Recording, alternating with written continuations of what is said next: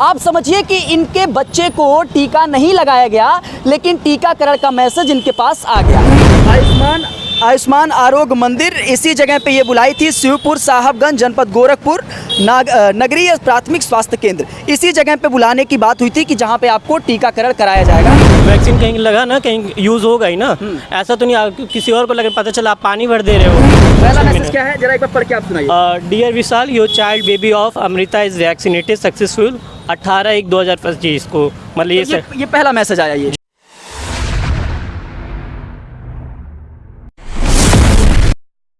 दोस्तों नमस्कार, बेधड़क खबर देख रहे हैं आप और मैं हूं आपके साथ विक्की सिंह। फर्जीवाड़ा के अलग अलग तरीके आपने देखे होंगे, लेकिन आज जो मैं कहानी आपके सामने रखने जा रहा हूं और जो साक्ष्य आपके सामने रखने जा रहा हूं, वो सुनकर और देखकर आप हैरत में पड़ जाएंगे।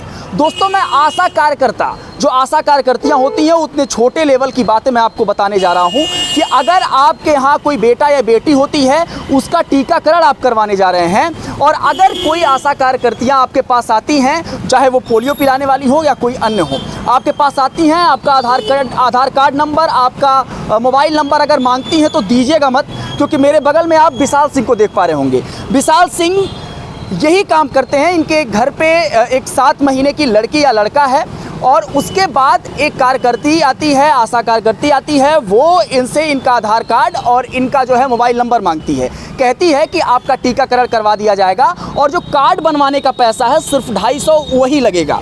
उसके बाद होता क्या है कि अगले दिन इनके मोबाइल पर एक मैसेज आता है जिसमें ये दिखाई देता है कि इनका जो टीकाकरण है वो सक्सेसफुल हो गया।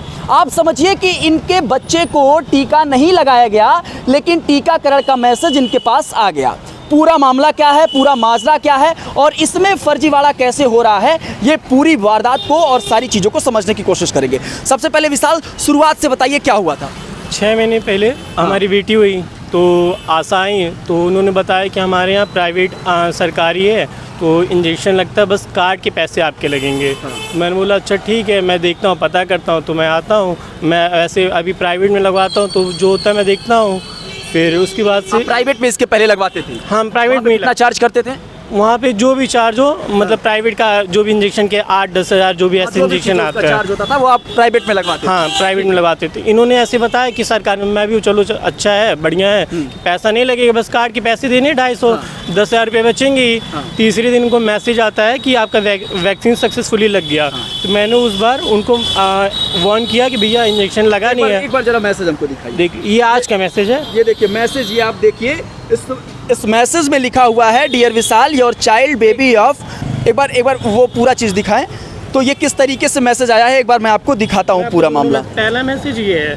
पहला मैसेज क्या है, जरा एक बार पढ़ के आप सुनाइए। Dear Vishal, your child baby of Amrita is vaccinated successful 18/1/2025 को, मतलब ये पहला मैसेज आया ये जी। और आज फिर मैसेज आया कि dear Vishal, your child baby are vaccine successfully. ये इंजेक्शन कहाँ जा रहा है, किसको दिया जा रहा है, ये अगर मैं लगवाने भी जाऊँगा। आप कांटेक्ट किए उनसे? हाँ, कांटेक्ट किया, तो वो लोग, क्या नाम है उनका?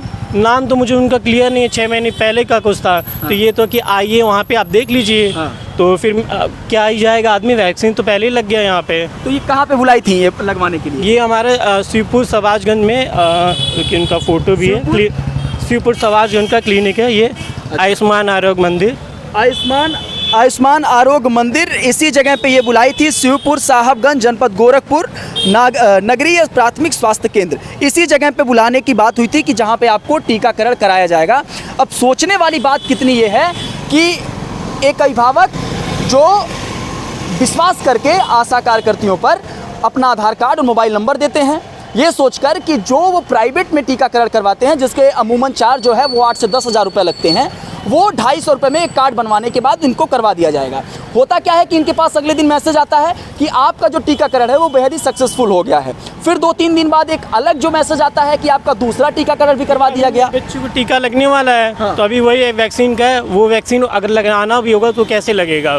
तो सक्सेसफुल रजिस्टर हो गया गवर्नमेंट में, वो इंजेक्शन या तो प्राइवेट को भेज देंगी, 5-10 उनको जो भी रुपए मिले, वो वैक्सीन कहीं लगा ना, कहीं यूज़ होगा ही ना, ऐसा तो नहीं किसी और को लगे पता चला आप पानी भर दे रहे हो, जिसको लगना रहेगा किसी बच्चे को, और कोई ऐसे तो विश्वास करेगा नहीं, इसीलिए प्राइवेट पे लोग तब से वो फ़ोन उठाएं। नहीं नहीं, फ़ोन तो नहीं उठाए। अभी मैं वहाँ पे गया था तो उन लोगों का रिस्पांस नहीं होता है कि हाँ नहीं जानते, हम लोग थोड़ी क्या किए होंगे, कुछ हुआ होगा ना पूछिए, हो सकता है अगली बार से ना करे, पर ये वैक्सीन तो लग गया ना। ये सिर्फ विशाल की बात नहीं है, ये सिर्फ विशाल सिंह की बात नहीं है कि इनके घर पे ऐसे हुआ होगा।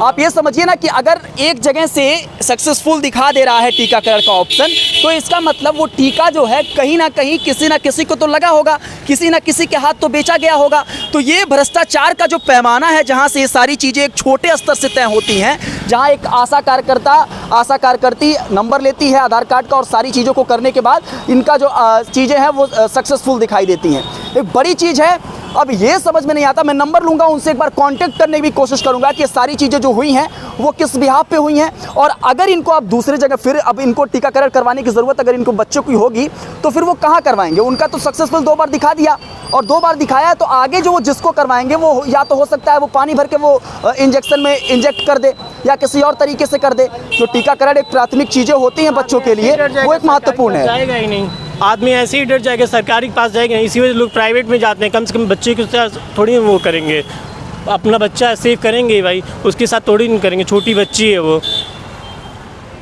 तो इस चीज़ पे सीएमओ से भी बात करेंगे और उनसे भी ये समझने की कोशिश करेंगे कि ये जो चीज़ें हो रही हैं ये क्यों हो रही हैं, और इसके पीछे जो है वो सीएमओ साहब क्या कुछ कार्रवाई कर रहे हैं या नहीं कर रहे हैं। बहरहाल आप बेधड़क खबर देख रहे थे, इस खबर पे आपकी राय क्या है, अपनी प्रतिक्रिया दीजिएगा। बने रहे बेधड़क खबर के साथ।